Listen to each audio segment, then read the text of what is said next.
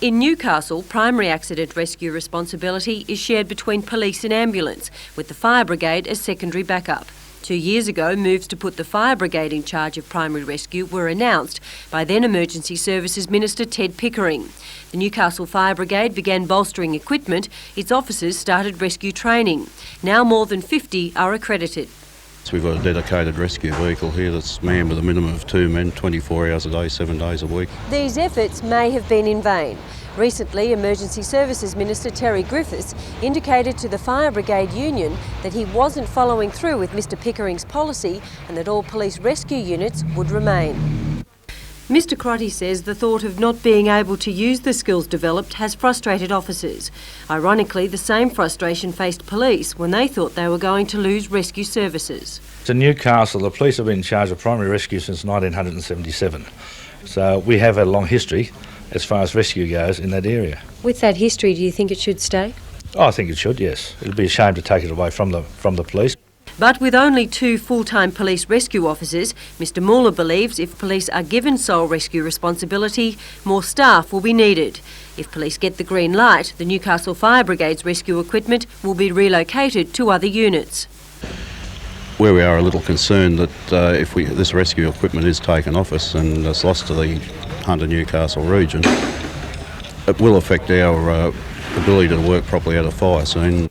The Fire Brigade Union expects the Minister to announce his final decision later this week.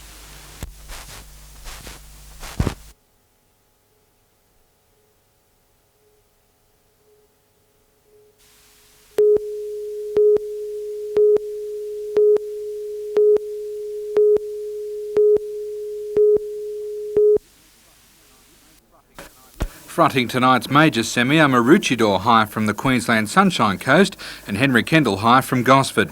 The Queenslanders couldn't wait to stretch out this morning after a gruelling 13-hour bus trip. Maroochydore were pretty confident coming into tonight's game until star fullback Matthew Lowe broke his leg. Henry Kendall are the closest thing to a local side and are bursting with talent. Goalkeeper Andrew Wills will be a hard man to pass. Wills shows little respect for his body in defending his goal. While midfielders Simon Gill and Shane Knight provide plenty of pace up the middle. Tonight's other semi is between Parramatta Marist High and Dermelian College from Canberra. The winners will go through to tomorrow night's finals at Spears Point Park.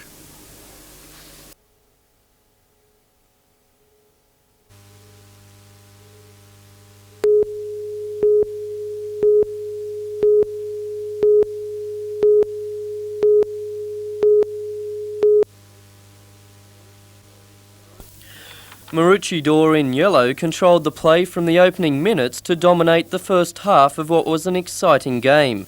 The Queenslanders had Henry Kendall High down 2-0 at half-time, but not to be outdone, the Gosford boys staged a brilliant comeback in the second stanza. Drew Jager scored the first goal just 4.5 minutes into the second half. And Drew was on a roll, notching up a second less than 5 minutes later, this time with the help of the post.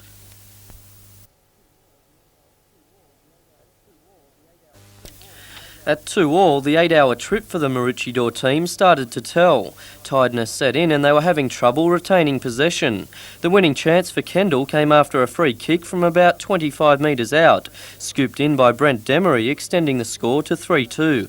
But it was only a short victory celebration for Henry Kendall High, which faces its toughest opposition tonight, taking on Parramatta Marist Brothers at 7:30.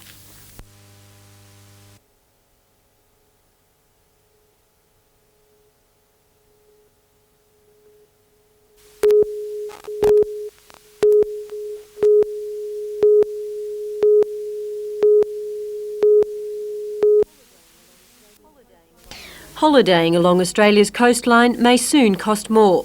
A tax on coastal accommodation has been suggested by the Canberra-based Resource Assessment Commission. Money raised from the bed tax would be used to pay for and improve management and conservation of our coastline.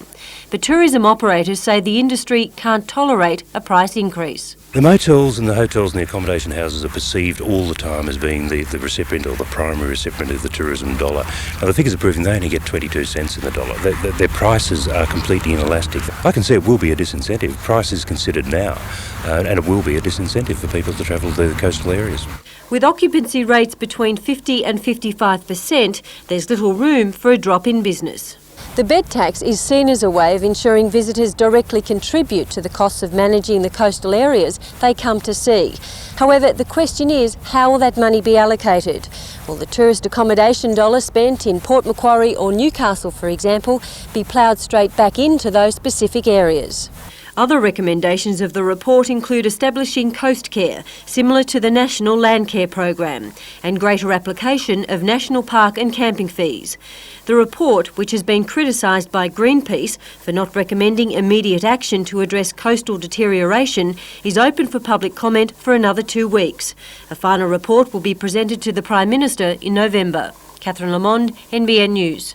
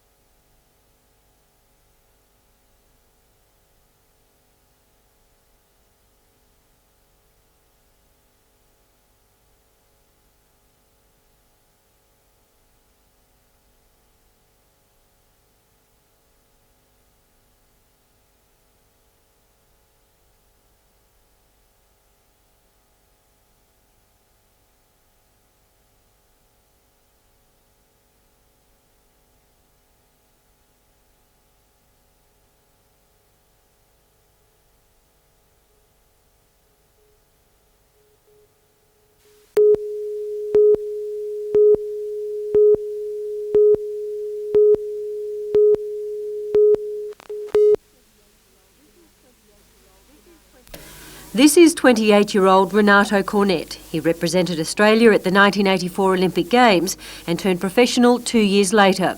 The Croatian-born Sydney-sider has won 24 of 25 pro fights, 8 of them by knockout. The link with Cessnock started 2 years ago when Renato's trainer John Drury sparring with Quarraballong trainer Mick Crampton. Mostly Mick took his boys to Sydney to train with Renato, but that changed when Mick built his own ring.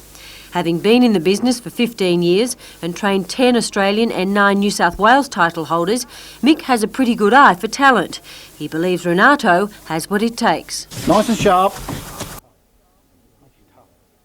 He's tough and he punches well. He's a good mover and he never lets you alone. He's there all the time. Renato is ranked number 1 in the World Boxing Organisation's junior lightweight division.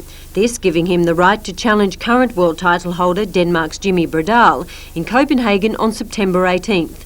Today was Renato's last sparring session before leaving. When I get over there, I'm just going to make sure I'm going to do the best I can. I'm that hungry for it that I could taste it. If Renato does win, he'll be the first Australian to hold the world junior lightweight title since Lester Ellis some 10 years ago. Cornet in his own style is just as devastating as Lester Ellis.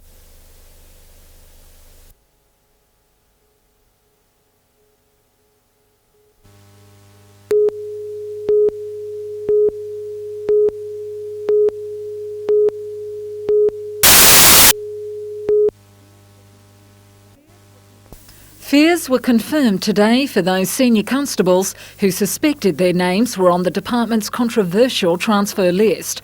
All 7 patrol commanders were summoned to Newcastle District Headquarters. 55 transfer notices were handed out, 18 of those letters of deferral. A number of 29 officers will be transferred to the Sydney metropolitan area starting from January 1994, and a number of officers, 8 in all, will be transferred to the Central Coast. The rotational transfers will take effect from January next year.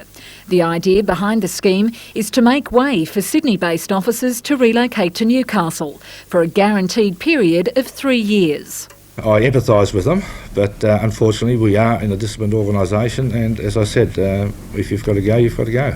very unhappy with the letters being handed out today, mainly because the consultation that has taken place has not been anywhere near exhaustive enough. The Police Association has put forward an alternative proposal, claiming 20 vacancies are already available every year through natural attrition. The outcome from a heated public association meeting in Sydney yesterday may provide one last hope for the 37 officers affected. If police in the Newcastle district can prove the viability of their plan, there's a slim chance the transfers won't take place. The fight's far from over, and if we can convince our senior management in Sydney that the vacancies are in fact there and where they're being filled from, we believe on good authority that they will take the cudgel up and once again resume the fight on our behalf.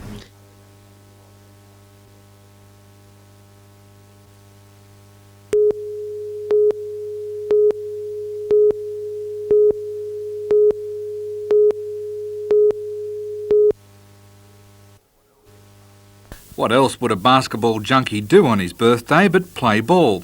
He may be the grand old man of the league at 40, but he hasn't lost his competitive edge. At training, he regularly challenges captain Terry Dozier to a shootout and loves the thrill of winning. But the years are showing he admits to not being as fresh after a game as what he used to be. I know when I get up sometime out of bed, I'll be feeling myself and say what's going to hurt next, but overall it feels really good. Only niggling injuries, nothing really major. And although he regularly shoots at least 10 points a game and inspires confidence in the side, Al isn't too sure how much longer he'll be able to keep it up. I promise you won't be talking to me in 10 years' time, not as a player. More or less, I'm going to take 1 year at a time right now. I'm just going to work on this year. Try to make sure the Falcons get to the playoffs with my teammates and everything, and then after that, just see what happens for next year. Among every team, there's always a few hell-raisers, and you can expect the boys have a special something planned for Al after tonight's game against Hobart. I know we're going to have something planned for him because the big 4-0, you got to have something for the guy. So he'll have a lot to tell you when he comes back. And by the look of that grin, there's a good chance he knows what to expect.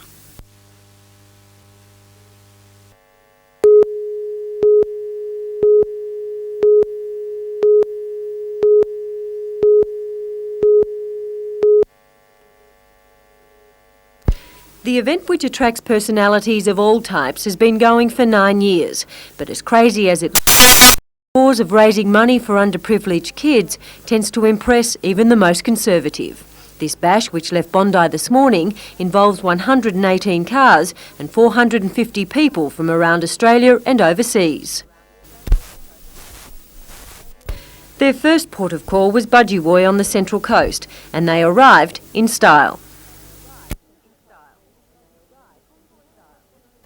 The convoy had a special reason for the stopover. No, not lunch, but to present this minibus to intellectually and mildly handicapped children from Budgewoi Primary School. And what will it be used for? Going trips and all that, and going scourges and all that.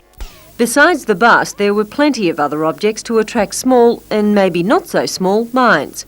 Even those participating get excited. A little bit different to cricket. I mean, do you get the same kind of adrenaline rush?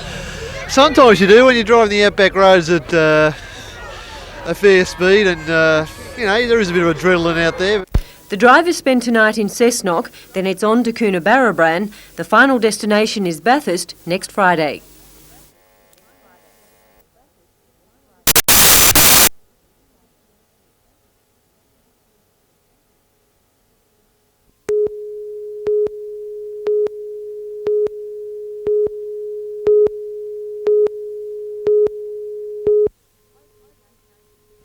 Opened in 1868, Bulladilla Central School has certainly been through its share of ups and downs.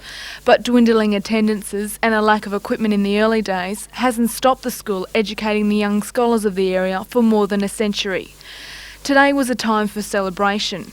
New South Wales Governor Peter Sinclair and Minister for Education Virginia Chadwick, along with the students of the past and present, made the trip to join in the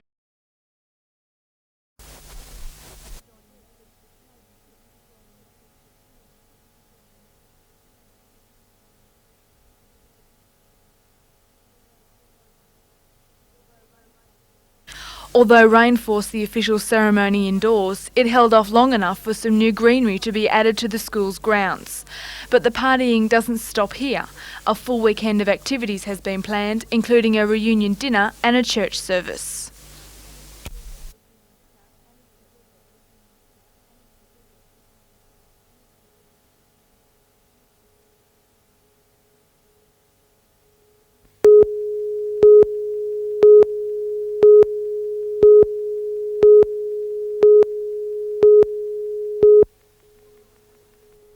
More than 170 surfers have converged on Saltwater Point to give their all in the state championships. All came through their regional titles to get to this level, and from here they will compete to be the country's best. Already more than 8 surfers have been selected to go to the Australian titles in the Open event at Margaret River in February. Included in the group is Scots Head's Justin Walsh. In the senior division, Mark Williams from Coffs Harbour has impressed judges early. Surfing continues tomorrow.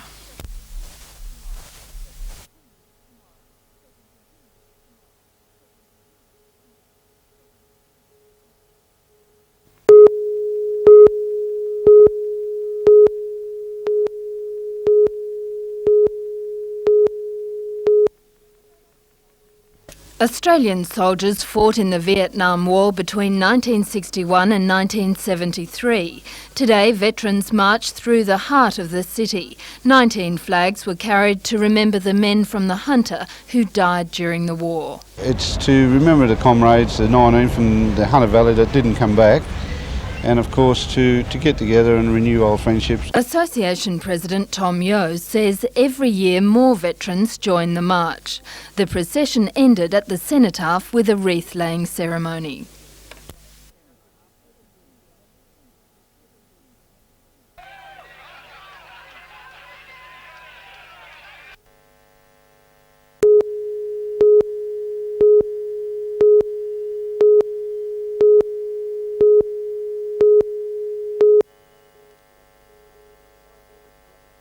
The Fly Point Halifax Park area of Port Stephens was declared an aquatic reserve 10 years ago. It attracts thousands of divers who come to explore its underwater cliffs, coral and sponge gardens. Neville Coleman, a Queensland-based self-taught marine biologist, is a veteran of 10,000 dives and has produced about 40 books on the underwater world. Coleman has led a 20-year crusade to stocktake places such as Fly Point and to educate divers about the rich environment below. What we're trying to do is encourage the amateur divers who are keen to look after their own areas. But before we can look after them, we've got to get them recorded. We've got to know what was there. He's been at Port Stephens this weekend conducting classes in what's known as Project Aware and hopes to produce a guidebook and catalogue of the reserve.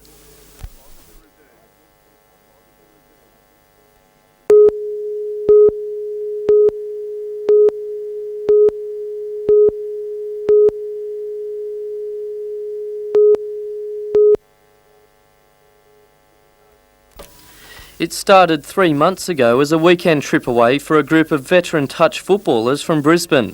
From these beginnings spawned the return of the Legends Clash held at Jack Neal Ground today. Of the 14 players participating in the showdown, they have played 190 test matches between them. The Legends included Great Britain greats Tommy Bishop, Cliff Watson and Dave Bolton. The Australian Price, Kel O'Shea and Eddie Lumsden.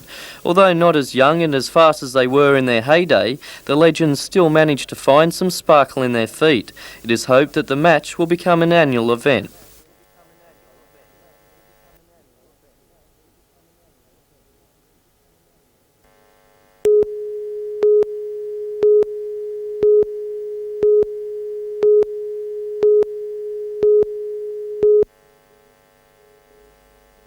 The collision happened just after 3 o'clock this morning. A semi-trailer was heading south on the Pacific Highway at Nabiac when it collided with the driver's side of an oncoming Holden Gemini.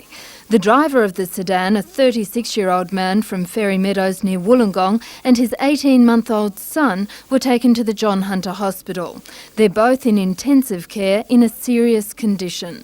The female passenger in the car and another 9-week-old baby were treated at Manning Base Hospital and released. The 33-year-old semi-trailer driver escaped uninjured. He's been charged with culpable driving.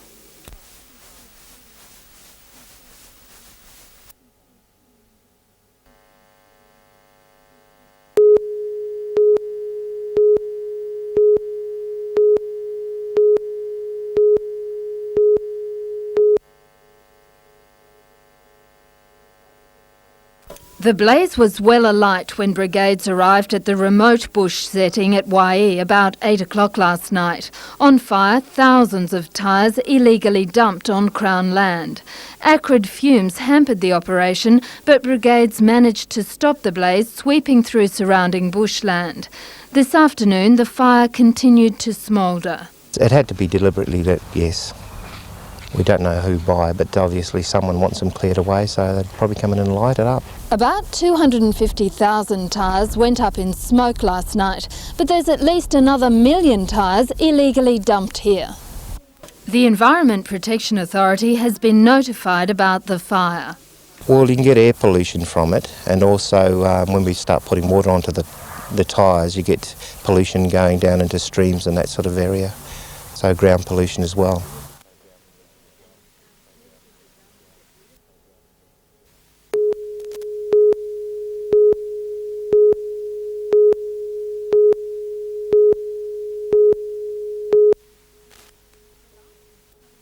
The last Newcastle tram stopped operating in 1950. More than 40 years later, one of them is back on the tracks, tracing a path along the city's foreshore. No tramway in Australia has a view like that. That you can sit on a moving tram, you can have a cup of coffee if you want to, just look at the marvellous view. Look. The tram and museum were officially opened by Tourism Minister Virginia Chadwick. It will operate every weekend using its own motor-driven generator to supply electricity.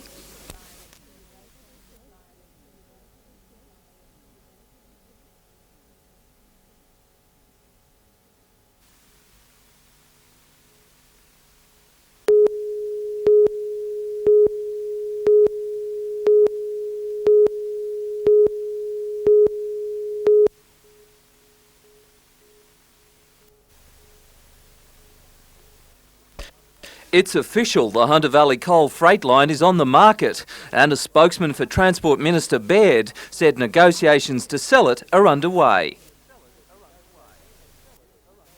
But the union is stunned by the announcement, saying it hasn't been party to any privatisation talks. We're a bit devastated by it. We don't see that Mr Fahey owns the railways. The people of New South Wales own the railway. Opposition leader Carr says if the private sector moves in, 200 of the 500 coal freight workers in the Hunter could lose their jobs. The call comes as school cleaners have taken their protests on privatisation to Macquarie Street. The New South Wales Coal Association has confirmed it is one of the bidders for the coal freight network.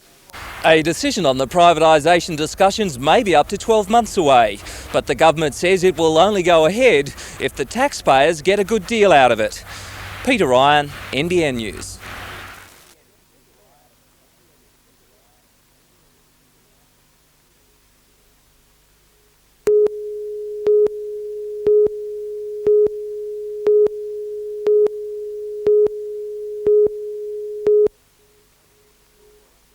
In schoolboy country rugby union, the Y-Bird Shield is the competition to win. More than 100 schools take part. It's for students in Year 10 and under. In today's semi-final, Lambton on the right of the screen were too strong for Canamble. Centre and junior knight Francis Purcell made too many busts. The Newcastle boys kept attacking, hooker Shane Watton finishing off a good move. Lambton took out the match 29-9. They now move on to the final against Nowra next week.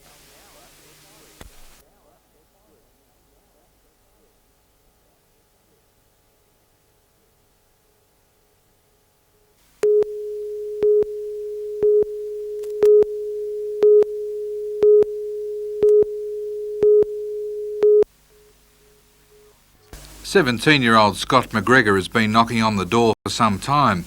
After impressive performances at the All Schools Carnival last week and being named in the Australian, his selection only became a formality. His partner in height this time will be Tim Smith. Tim is a genuine gentle giant, but he has a pretty mean spring in his repertoire. Both boys hope the selection will lead to a contract with a professional team. Basketball, I hope, has a big part of my future, so it's a stepping stone. The pair are also in Year 12 and studying for the HSC, and although they've been picked to train at the AIS, they could be excluded from the run-on side because of school commitments, a fact that doesn't sit easy with Scott. I train more than do schoolwork, so much prefer basketball.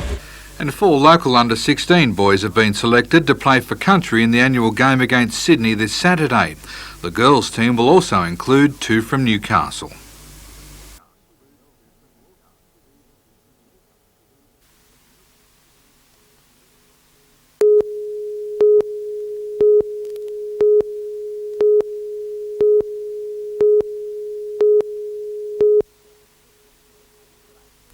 It's similar to a Commonwealth Bank MasterCard, but 0.5% of all turnover generated by the small business banking card will go to COSBOA, or the Council of Small Business Organisations. The council is the governing body in Canberra. Rob Bastian heads the organisation and he's in Newcastle to promote it.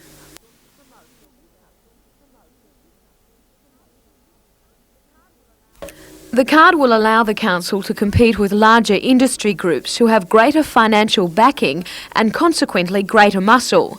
The small business banking card will be launched tomorrow in Newcastle, but Mr Bastian hopes it will be adopted by all of the country's 700,000 small business operators.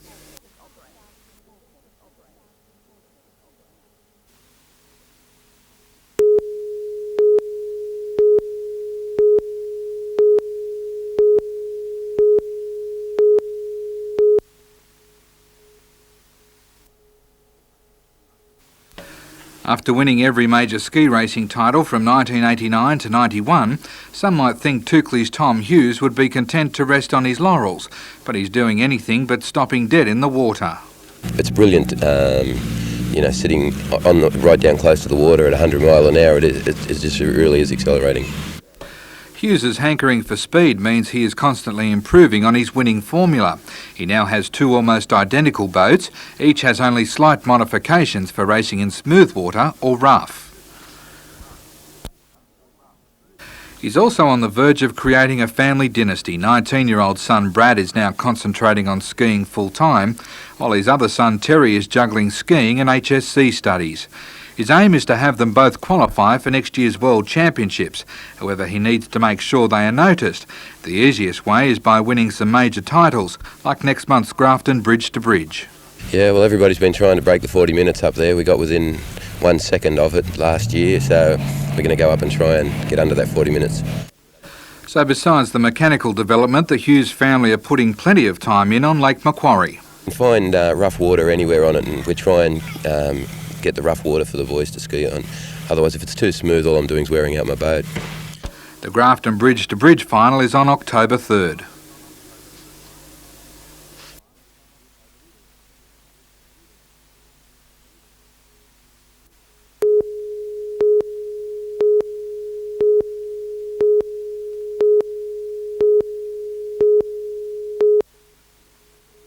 "63-year-old Ukrainian man Alexander Wybacks spoke with an interpreter before being led into Wallsend Court this morning. Magistrate Bob Stent warned the public gallery that if anyone disturbed proceedings, the court would be cleared. Feeling is running high in a community still stunned by the killings. You just can't believe it. No, it's beyond belief. I just simply can't understand how something like that can happen. 70-year-old Anna Solomko was the first to die, stabbed several times as she prepared to go to church on Sunday. Minutes later, and just around the corner, another woman, 68-year-old Olga Gontarek, was stabbed in the chest when she opened her front door. Clinging to the knife, she managed to survive the attack and is now in a stable condition. 83-year-old Vladimir Kays was next to fall victim to the killer. He was repeatedly stabbed in the front seat of a car which was found crashed at Blackbutt Reserve. Mr Kay's body had been dragged into bush and hidden. Late yesterday, police arrested Alexander Wybex at a Ukrainian Orthodox church in Islington. He accompanied detectives to Blackbutt Reserve, where Mr Key's body was found. In a record of interview presented in court today, Mr Wybex told police he believed the three people had been conspiring against him. Counsel for the accused offered $10,000 plus security on Mr Wybex's house for his release on bail. Bail was refused, and on his way out of court, Mr Wybex nodded to distraught family members in the gallery. Bail Magistrate Stent told the court that concern for community welfare and protection was paramount, as was the protection of the accused. Alexander Wybex was remanded in custody to appear at Wallsend Court next month. Andrew Lobb, NBN News.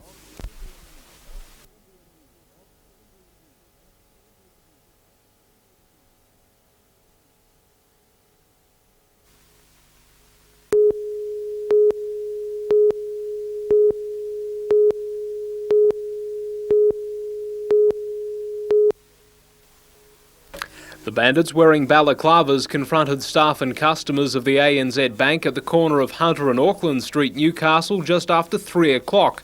The staff were forced to hand over a sum of money when the men produced pistols.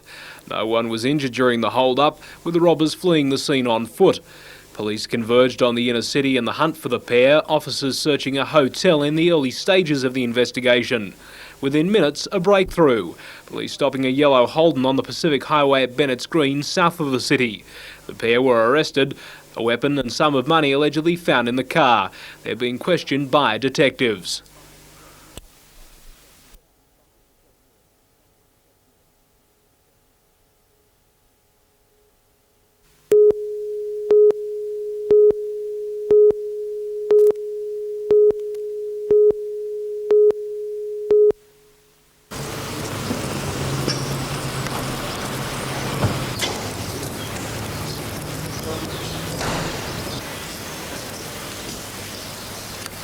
Would you show it?